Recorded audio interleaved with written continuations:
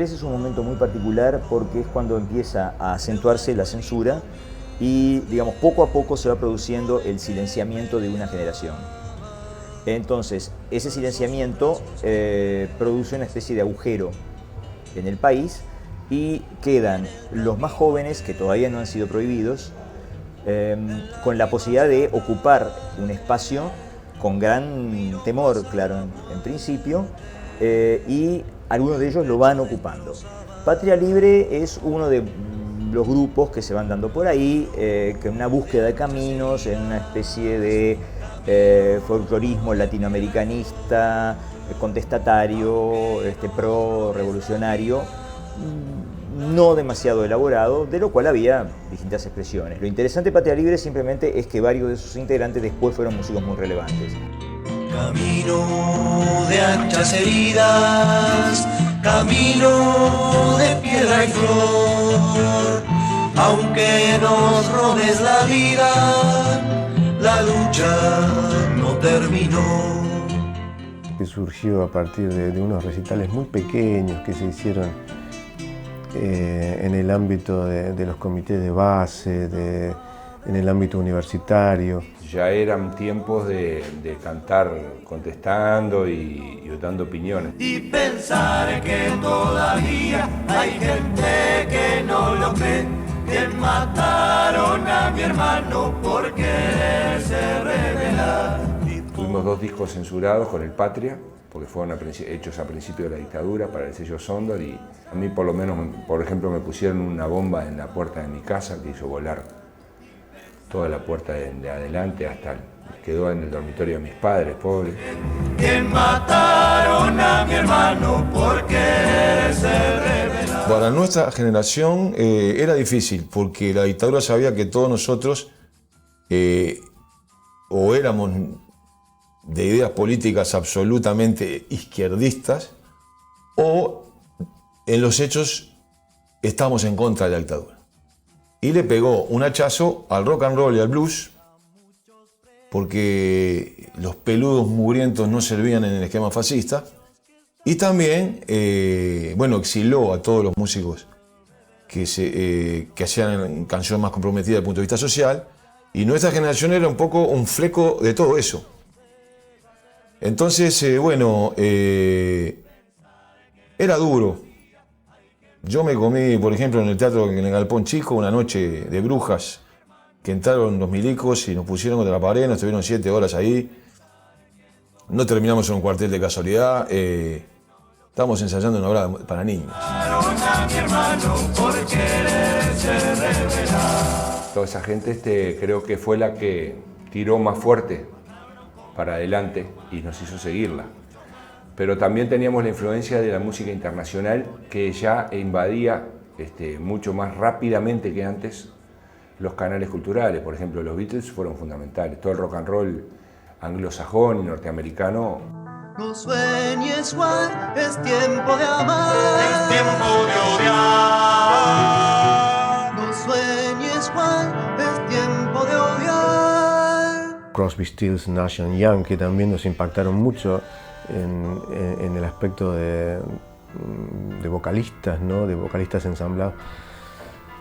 Más lo que era la represión callejera y la situación política que estaban viviendo los universitarios, con todo ese bagaje, con toda esa mezcla que teníamos en el cerebro, empezamos a ver la posibilidad de hacer nuestras propias composiciones en español. Las cosas juntas.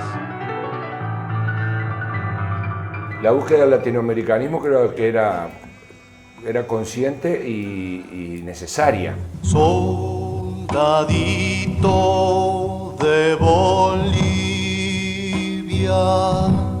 Pero por otra parte, claro, ha tenido la interacción con otros fenómenos de ese cierto folclorismo de pacotilla que se dio también en América Latina, con un criterio también de desnaturalizar, digamos, la tradición cultural propia a través de elementos tomados malamente de la cultura culta, digamos, que generaban una especie de híbrido muy extraño. Patria Libre tuvo esa confusión al comienzo, de hecho habían hecho una versión de la horrenda cantata Santa María de Iquique. Pero justamente después se va decantando eso y tiene que ver con eso la visión crítica que tiene esa generación posteriormente respecto a un latinoamericanismo real versus un latinoamericanismo de pacotilla. A lo que alude Lazaroff, por ejemplo, cuando dice, yo, por ejemplo, me compré una quena. Soldadito de Bolivia, soldadito boliviano. El ambiente de presión destinado a generar un miedo tal que no siguiéramos cantando, se empezó a instaurar un poco después. Todavía los artistas seguían cantando y diciendo algunas cosas. Existía una canción, cantábamos nosotros con Patria Libre, todavía, que se llamaba, con letra de Ibero Gutiérrez, que se llamaba Caramba Amigo. Decía, caramba amigo, con el milico te da patadas en la barriga. Y decíamos la palabra milico y decíamos, te da patadas en la barriga, te deja tieso sin un respiro.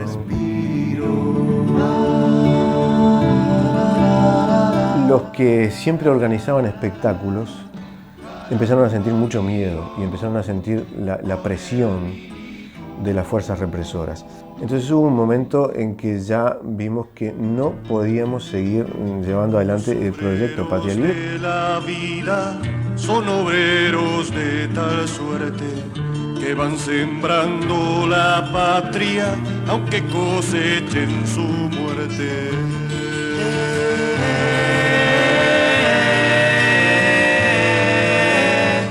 Tienen para cada idea brazos prontos a la lucha. Esa nueva generación contó con un joven valor a destacar proveniente de Fraiventos. Carlos Pajarito Canzani logró una experiencia renovadora entre los años 1973 y 1975. De esa experiencia participaron algunos nombres que por esos años no eran conocidos, como Jorge Trasante, Jorge Lazaroff, Carlos da Silveira, Jorge Bonaldi, Jorge Galemire y Jaime Ross. Yo llegué a Montevideo, me bajé de un coche de la Honda y había una chanchita al lado. Yo estaba con el pelo largo, un pantalón a rayas anchas, de sandalias, yo era re hippie, con una guitarra acústica al hombro. Bajé de la Honda, uno de los milicos que estaba ahí me pidió el documento, se lo metió en el bolsillo y me llevaron en cana 2 días. Esa fue mi llegada triunfal a Montevideo. Mediados del 71, no. Estamos hablando de las famosas medidas prontas de seguridad. Yo soy de una generación en que el ser joven era un peligro espantoso para el sistema. Soy de la generación que quiso cambiar el mundo. Canzani queda en una situación de transformarse en una especie de protagonista muy joven de una situación renovada. De algún modo logra despertar una adhesión de público muy grande dentro de las dimensiones que la censura permitía, es decir, llenar la sala 1 del Teatro Circular y después llenar la sala de la Alianza. En el año 73 había una cantidad de pibes que tenían entre 18 y 22, 23 años. Y lo curioso era que había 3 bandas que eran Epílogo de Sueños, Patria Libre y Aguaragua. Y eran los mismos músicos que tocaban en las 3 bandas.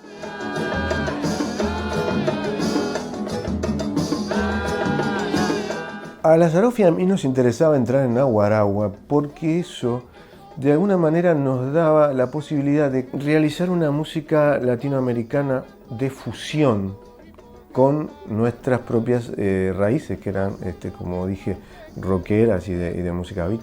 Él va incorporando cosas en forma más, se podría decir, menos prejuiciada, pero no un prejuicio en el sentido negativo, sino prejuicio natural que tiene cualquier persona en que, bueno, mi terreno es este otro. Y él, en cierto sentido, no se preocupa mucho por cuál es su terreno.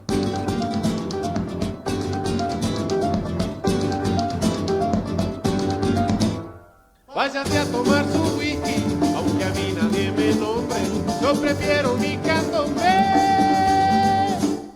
La cuestión del candombe apareció simplemente porque vi creo que era Morenada, la primera formación que vi en el Teatro de Verano de Fraiventos, en Carnaval.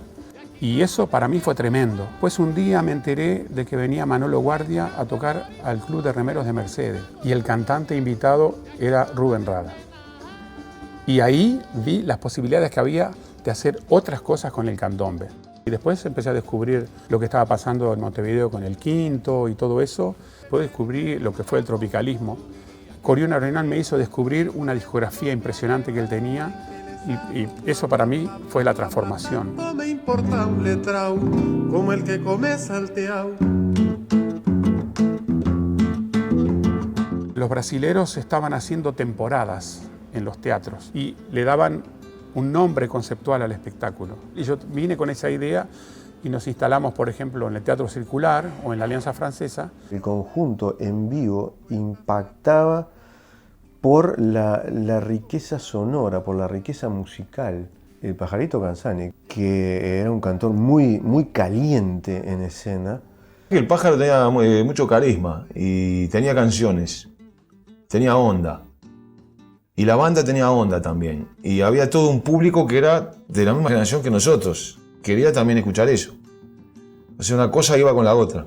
Bueno, generaron toda una sensación de que en cualquier lado que se presentara el grupo se iba a llenar y efectivamente ocurría así. Me acuerdo que en el año 75, un mes antes de que yo me fuera para Europa, llenamos 7 teatros de la Alianza Francesa.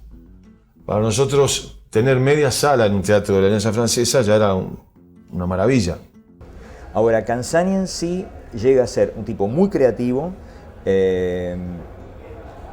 muy interesante, muy renovador, pero que se asusta de sí mismo. Y en determinado momento se frena a sí mismo y huye de la importancia que está adquiriendo su papel en la sociedad. Es difícil cargar con un peso así.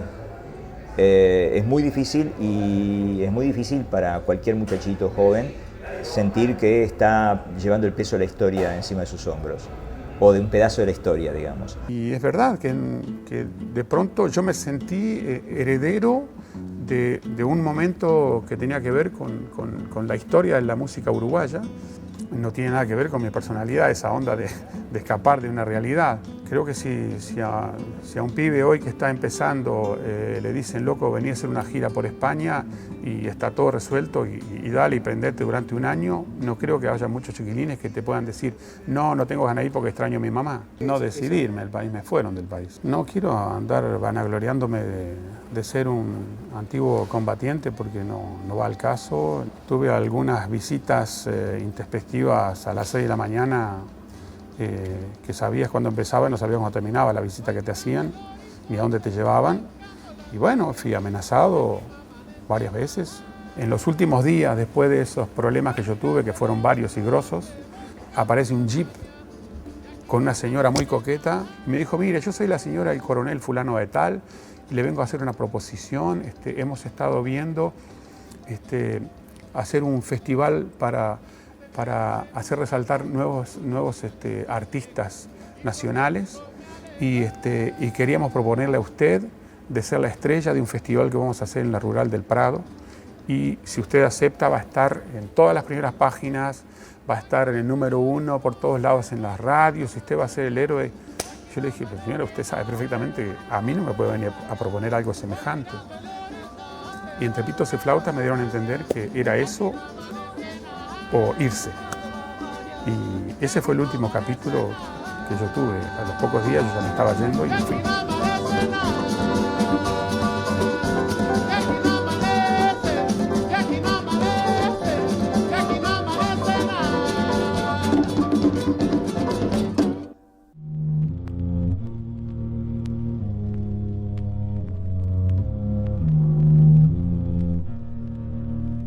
Junto a esta nueva generación, quedaron algunos músicos en el país sorteando la presión de la creciente oleada migratoria que atravesaba a toda la sociedad uruguaya. Tan dura y tan amarga, de engaños y mentiras, de ambición y crueldad. Para mí fue muy especial. Yo incluso saqué un disco que duró lo que un lirio, que se llamó Antología del Canto Popular, y yo allí grabé, porque lo que había elegido eran todos temas de los que se habían ido, porque acá realmente nos habíamos quedado muy poquititos, éramos apenas 4 o 5, estaba Anselmo Grau, estaba Echeverry, yo y Víctor Pedemonte. A gritar en la calle, a escribirlo en el aire. Estaba haciendo un recital en la Alianza Francesa y Rubén Castillo diciéndolo haciendo la propaganda por la radio, ¿no? Entonces dice, no, pero sí, esta noche está. Entonces se ve que decían que no iba a estar. El jueves, justamente, alguien que se ve que sabía bien lo que pedía, me pidió una canción, Destino de la Paloma Herida. Entonces yo digo desde el escenario, si canto Destino de la Paloma Herida, vamos todos en cana. Y eso fue así, págate. En la plaza de mi pueblo cayó herida una paloma, y un señor que allí pasaba la palomita encontraba. Viendo la malherida por la muerte aprisionada, pasó con indiferencia dejándola abandonada. Y voy a la Alianza Francesa y había un coso censurado así. Bueno, esa fue la primera. En la plaza de mi pueblo cayó herida una paloma. Nunca me planteé irme, porque yo siempre dije, yo si me voy de acá ya me hubiera muerto, no estaba acá. Incluso cuando la actuación esa ya se había ido Víctor Pedemonte, se había ido para España, y cuando a mí me prohíben, en una de las tantas prohibiciones, no sé cómo se enteró él, a la semana ya estaba una carta, me decía, te envío el pasaje y después arreglamos, no sé qué, y como que estaba todo listo para que me fuera, ¿no?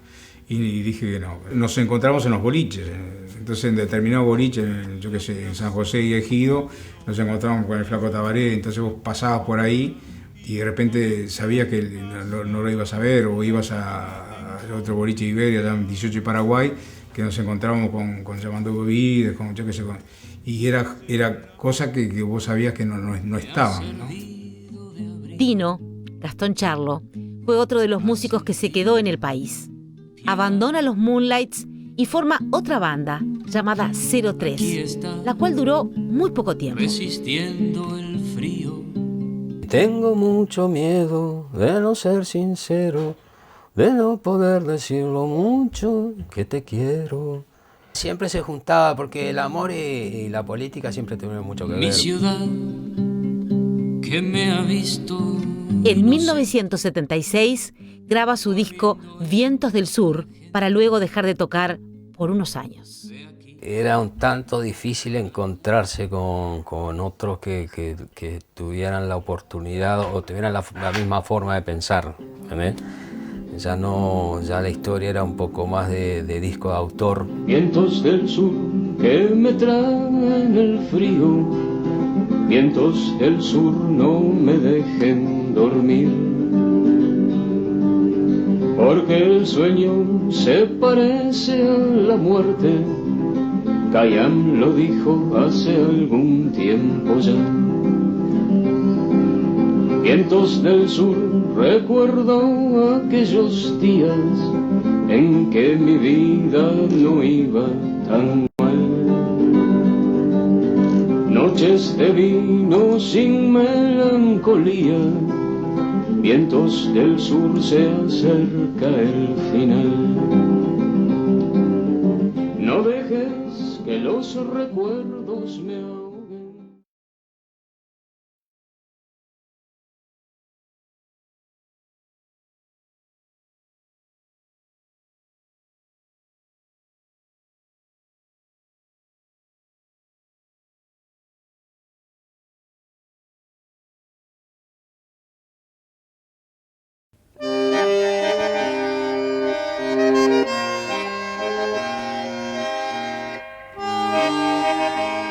Luego del golpe de Estado, el gobierno cívico-militar prohibió por decreto a los olimareños e hizo circular listas de artistas prohibidos en los sellos discográficos y medios de comunicación.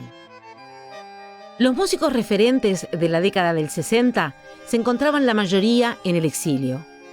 Bajo esas circunstancias, el gobierno dictatorial resuelve impulsar una movida de folclore que ocupe el lugar de los cantantes prohibidos.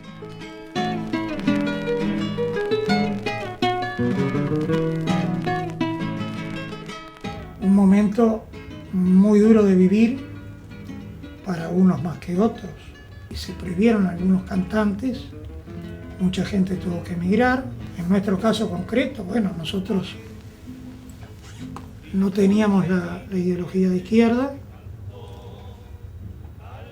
y seguimos trabajando.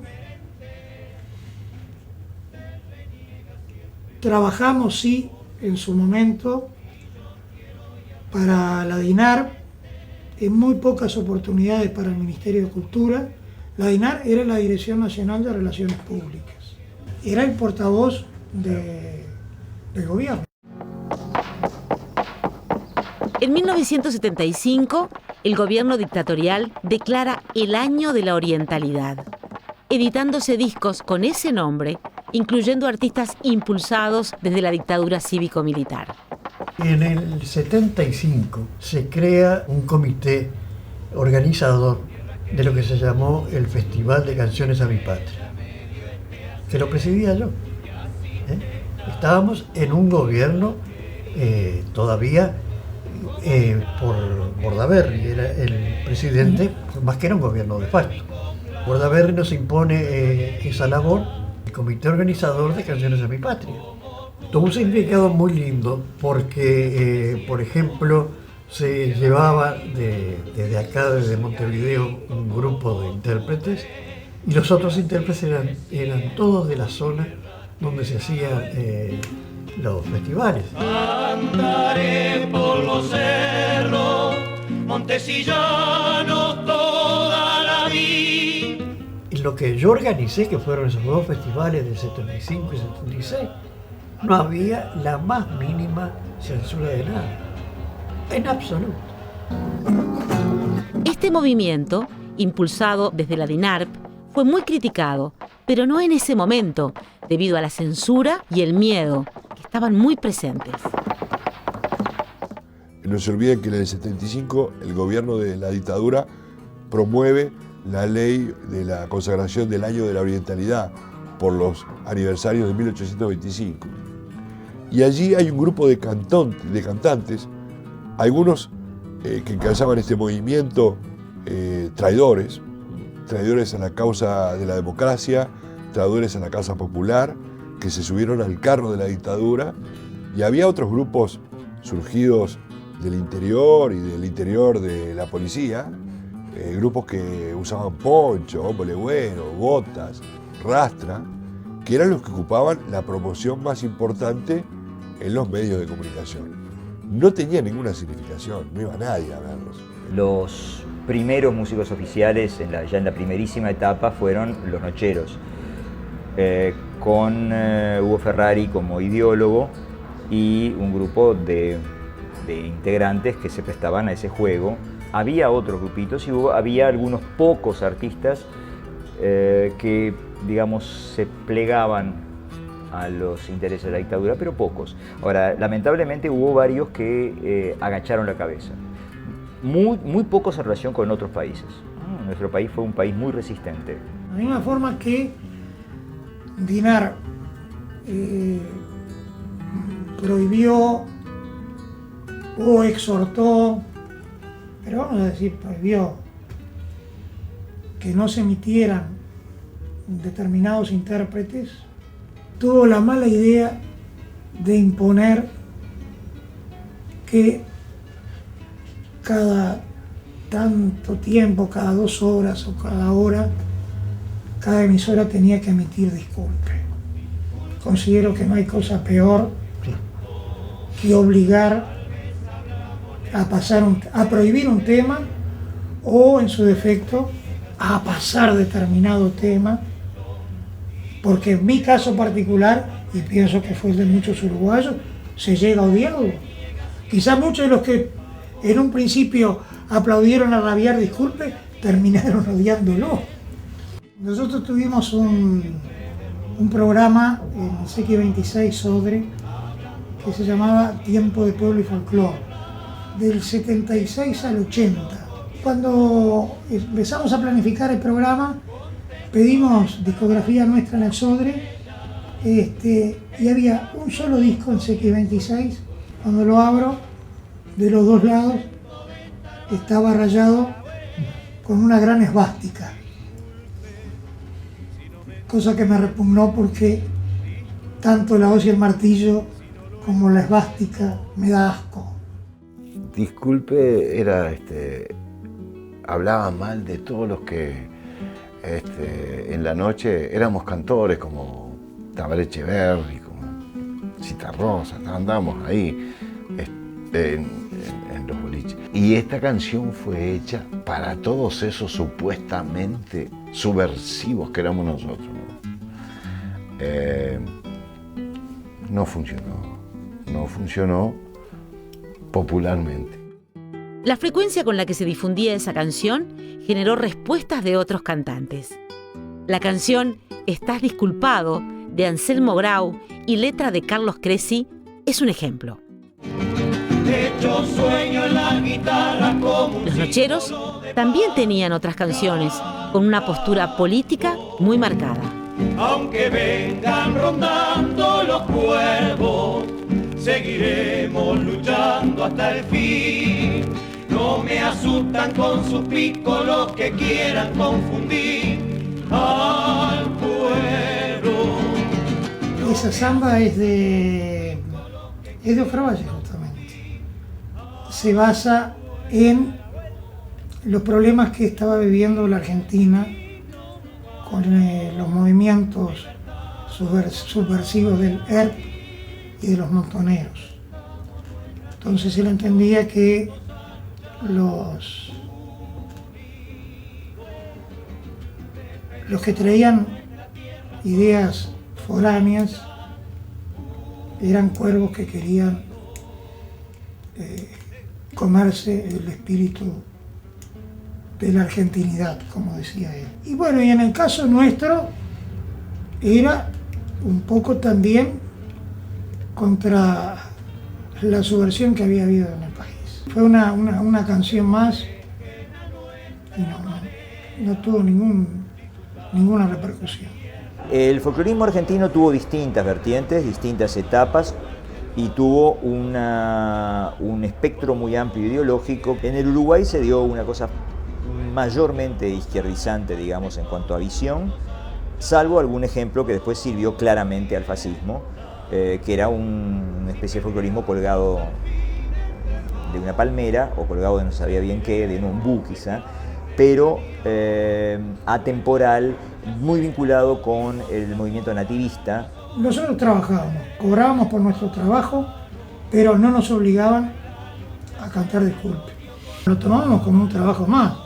Como actuábamos en televisión, nos decían, hay un festival en tal lado, nos piden apoyo, y bueno, y el apoyo del gobierno era pago a través de la DINAR, que bastante dolores de cabeza nos dio por otra parte, porque además eran tremendamente exigentes. Nos hicieron registrar, teníamos que tener recibo, que decía que estábamos exentos, el recibo decía que estábamos exentos de impuestos, de acuerdo. También, por ejemplo, trabajamos para ANCAP, que estaba dirigida por gente puesta por los militares, eran civiles, pero el director de Relaciones Públicas era un militar.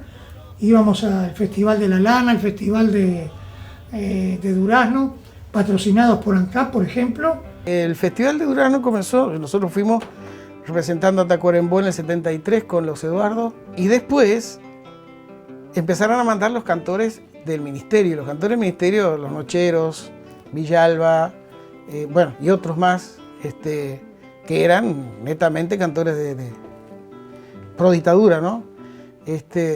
Pero seguían contratando, por ejemplo, a Santiago Chalar, que otros, bueno, Omar Romano, Flaco Fossati, los Zucará, bueno, a mí, los Eduardos, después fueron la Barma Carrero, ¿no? El grupo Vocal Universo. Si ellos hacían lo suyo, nosotros hacíamos lo nuestro. no quería decir que no compartiéramos una caña o un asadito, si fuera, pero había diferencias que las hacíamos notar. Y a nosotros nos pagaba la intendencia de Durazno, pero nosotros no íbamos pagos por ninguna dinar. Creo que fue llevado con mucha madurez aquella etapa. Nunca llegamos ni a ofender, ni a hacer manifestaciones hirientes. En los corrillos vos podías decir, mirá quién está acá, el facho este que canta para los milicos, pero más de eso, y entre nosotros, ¿no? El resultado lo decretó el pueblo, ¿no? Que nosotros grabábamos y vendíamos discos. Ellos grababan y nos vendían un disco, porque la gente, aparte de tener oído, tiene olfato. Tenía y tiene. Por ejemplo, de subir a un cantor, chalar al escenario y venirse abajo de aplausos. Y subir a alguno de estos otros cantores y el silencio era algún aplauso ya, otro, pero no, si vas a compararlo no era ni cerca. Eso fue la cruz que llevaron siempre ellos. Teresita Minetti era una cantante muy conocida por esos momentos. Algunos testimonios la vinculan a la movida promovida desde el gobierno cívico-militar, cosa que ella niega rotundamente. Yo seguí cantando en el país. Si seguí cantando en el país es cantar para los milicos, sí, entonces canté para los milicos. Pero yo cantaba, pero mira, de escuelas nunca dejé de ir. No, Dinar, no. Yo para el Ministerio de Educación y Cultura trabajé, sí. Trabajé para las escuelas, los niños. Siempre pensé exactamente lo mismo. Hubo un tiempo que era como un paréntesis, como en blanco. Y entonces, pues, si vos no sembrabas en esos niños, por ejemplo, eso de amor a la libertad, eso era muy importante porque vivíamos en una dictadura. Yo seguí trabajando antes, durante, después, más allá de la política, más allá de los hombres que gobiernan en un momento u otro. El país es otra cosa. Esas raíces que queremos, que admiramos, que respetamos. Patria no tiene nada que ver con los gobiernos, no tiene nada que ver con los hombres. Los hombres pasan, las instituciones quedan. Hubo gente que aprovechó esas situaciones para dañar y para limpiarse las plumitas. Gente que tenía las plumas muy sucias y después se cambió de camino.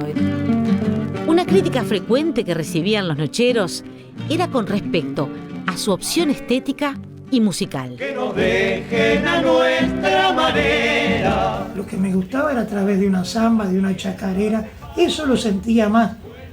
No voy a ser ni más ni menos uruguayo porque cante una samba, una chacarera o una polca de la República Checa. Lo que iba impulsando la dictadura tenía la fuerza del bombardeo de los medios de comunicación. Creo que no tuvo una gran repercusión a nivel popular. En ese momento había una parte de la población que estaba predispuesta a apoyar ciertas posturas de ultraderecha. Ahora, eran muy pocos los artistas que podían prestarse a ese juego. Y algunos de ellos que aparecían por ahí porque no tenían otros que ofrecer eran realmente horrorosos.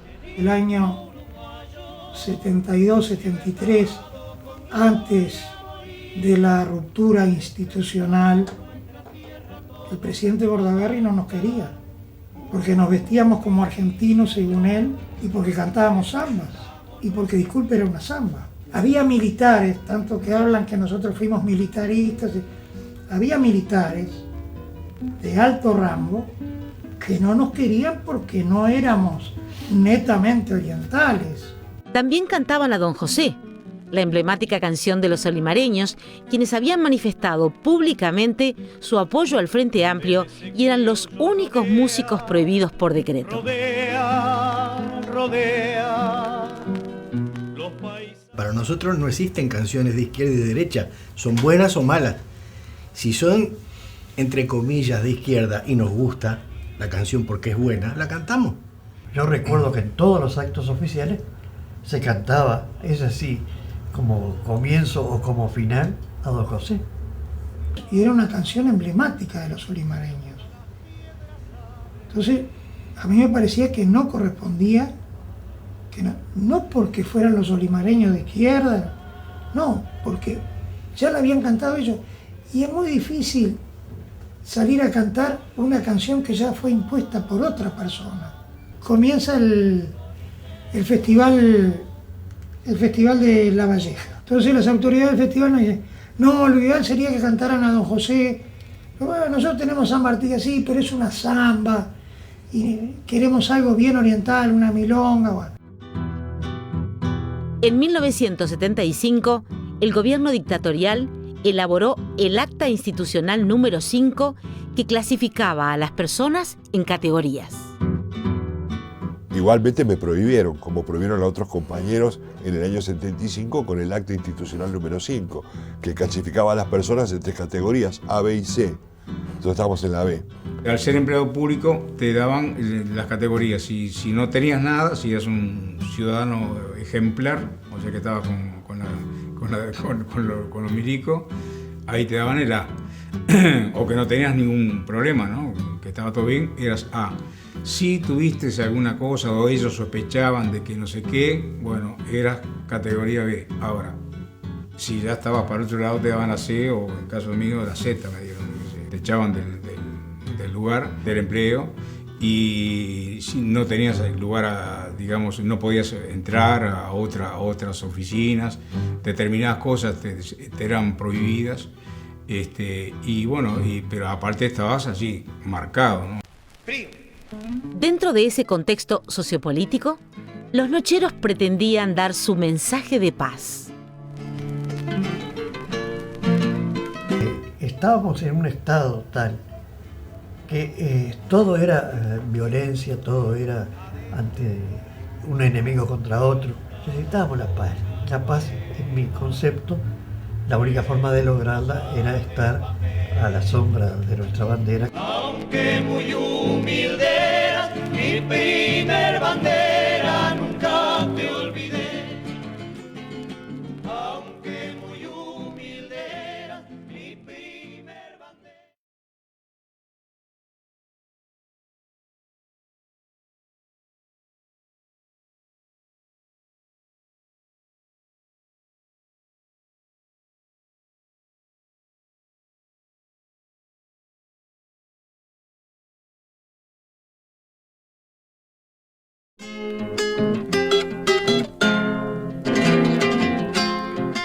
Por entre los chilcales gime el viento, presagio de tormenta en la frontera. El año de la orientalidad fue editado por el sello Sondor, pero en ese mismo año editan La Gesta de Aparicio.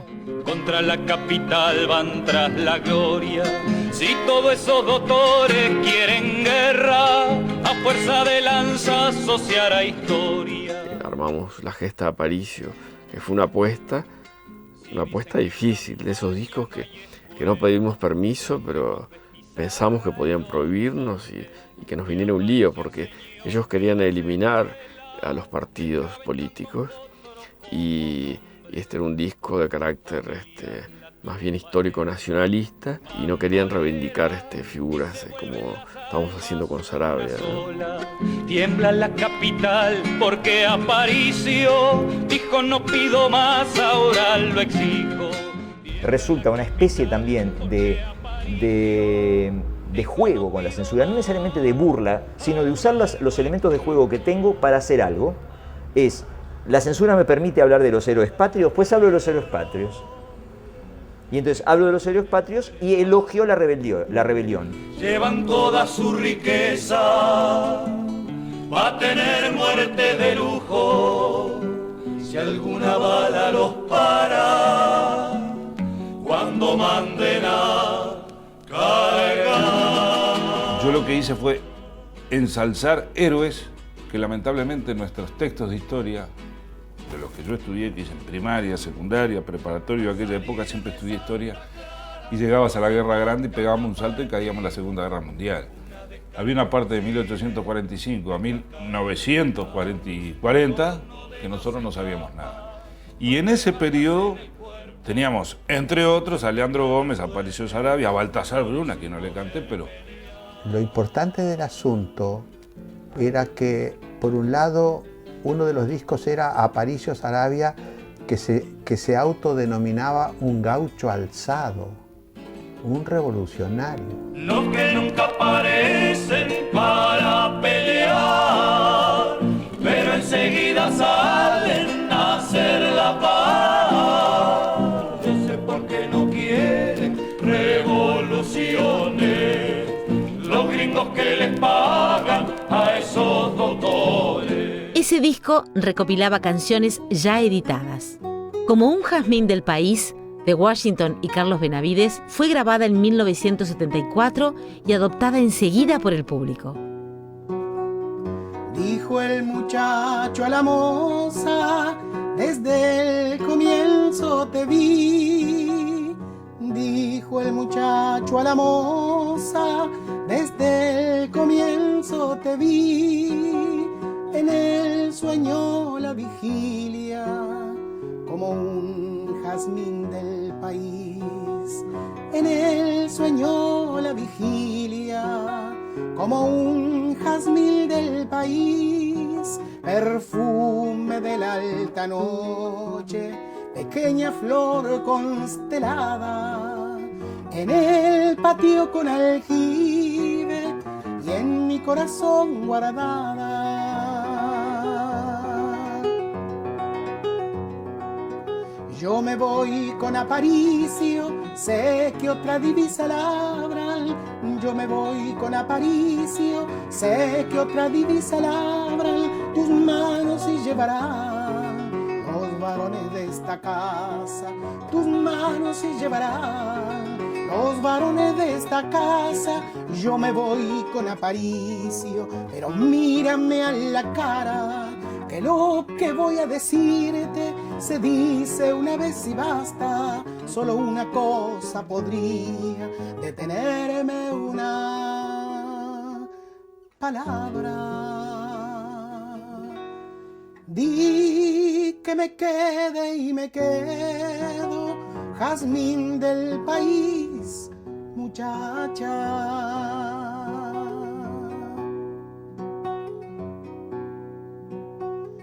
Ella lo miró a los ojos, pero no le dijo nada. Ella lo miró a los ojos, pero no le dijo nada. Y nada dijo después, cuando cayó con Sarabia. La verdad que cuando compusimos Jazmín del País, como tantas otras canciones, uno no se imagina la trascendencia que puede tener cada canción. Hicimos la presentación del disco en la sala del Galpón y que compartí con Washington Carrasco. No me pude ir a Tacuarembó, empecé a ir a las radios, etc., a cantar en distintos lados, me llamaban ya como, bueno, para ver ese disco, ¿no? Otra de las canciones emblemáticas de ese disco fue De Poncho Blanco, interpretada por Carlos María Fossati. De Poncho Blanco es un tema que hicieron Julián Murguía, cuyo seudónimo era Martín Ardúa, y Tabaré Echeverri. Y ellos habían grabado la obra Crónica de Hombres Libres con Candó, Alberto Candó. Lo grabaron en 24 horas en Buenos Aires. Y la inteligencia de aquella época se enteró y no dejó ni ingresar el disco. No existía ni cassette en aquella época, año 73. Entonces un día me visitó Tabaré, me lo trajo, me dijo, mirá, esta obra la hicimos así, asá, pero está prohibida. Alguien la tiene que hacer. El que la haga lo van a prohibir, pero lo van a prohibir después de que salga. Entonces, de esa obra yo interpreté varias cosas, pero arranqué con De Poncho Blanco porque me llegó. Yo ya no tengo caudillo, no tengo por quién pelear. ¿Pa' qué quiero la divisa si se murió el general? Mi pena la lleva el viento y rebota en las quebradas. Y el eco quiere decirme que ya no me queda nada.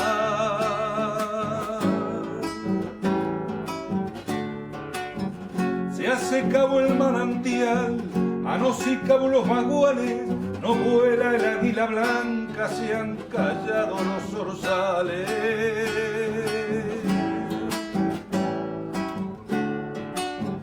Aparicio, Aparicio, te estoy buscando. ¿Dónde está general? De poncho blanco andarás por el cielo. Nadie lo dudé. Tu alma se ha vuelto sol, tu poncho nube.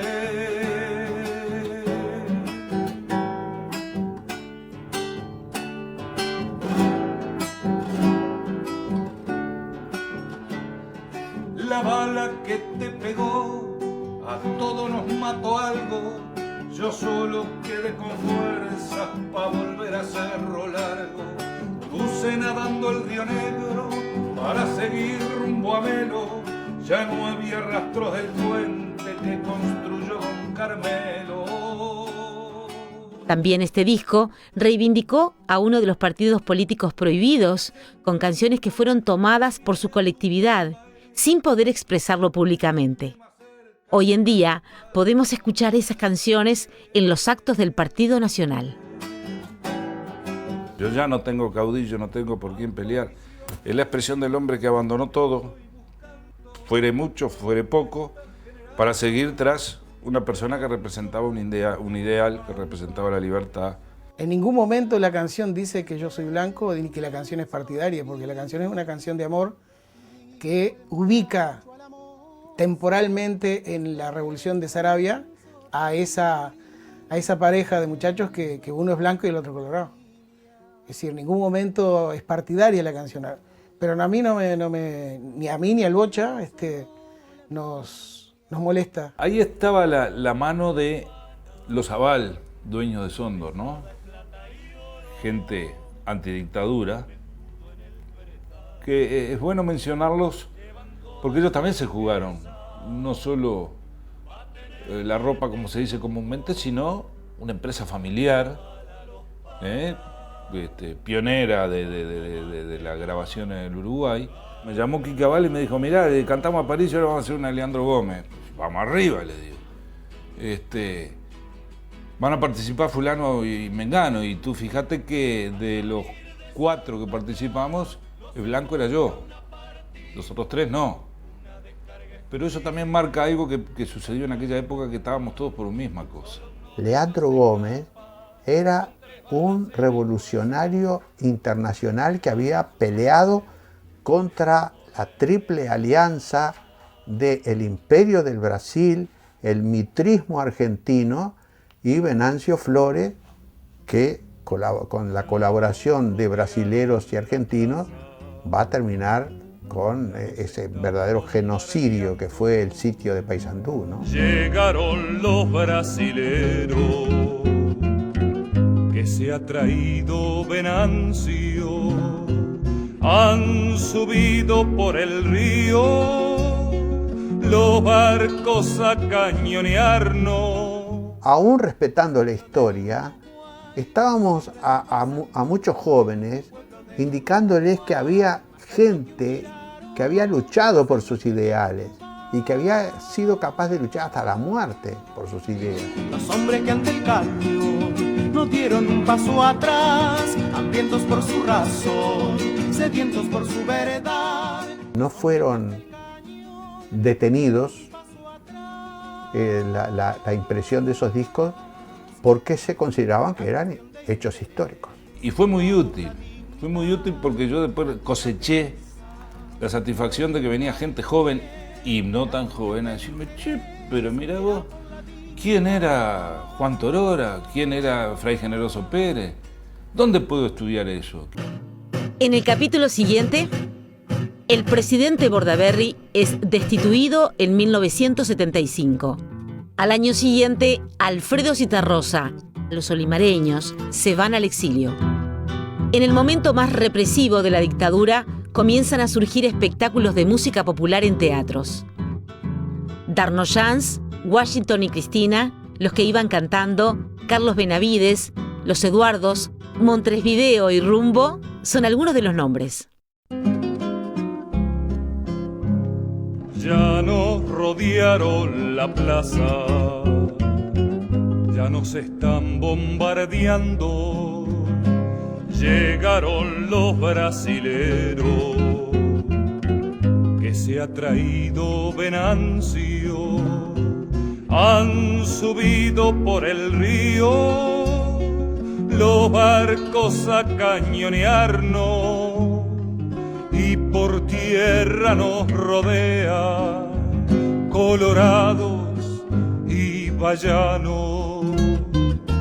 El general está firme y con él todo el gauchaje. Estamos faltos de todo, pero nos sobra el coraje. Vamos a hacer la pata ancha mientras nos quede resuello y van a sudar un rato antes de entrar a degüello.